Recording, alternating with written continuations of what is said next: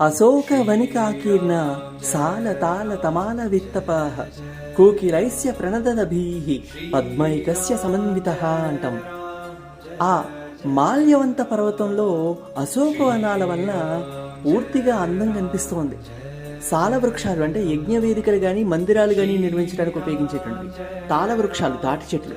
తమాల వృక్షాలు అంటే శ్రీకృష్ణుడి యొక్క వర్ణాన్ని తమాల శ్యామల వర్ణం అని అంటారు. అంటే ఎప్పుడు కూడా పచ్చదనంతో నిండి ఉంటాయి. ఇలా అందమైనటువంటి వృక్షాలతోటి ఆ పర్వతం మరింత వైభవపేతంగా ఉంది. ఆ ప్రాంతంలో కోకిలలు మధురగానాలు పాడుతూ వసంత ఋతువులోని ఆనందాన్ని అంతటినీ కూడా పంచుతున్నాయి. అలాగే పసుపు రంగు పుష్పాలతోటి అలరారేటువంటి పద్మక వృక్షాలు పర్వతానికి మరొక ప్రత్యేకతనిస్తున్నాయి. ఈ అందమైనటువంటి ప్రకృతి వాతావరణం హనుమంతునికి ఉత్సాహాన్ని, విశ్వాసాన్ని మరింతగా పెంచుతోంది అనేటువంటి అర్థాన్ని ఇస్తున్నటువంటిది ఈ 5వ శ్లోకం. జై శ్రీరామ్.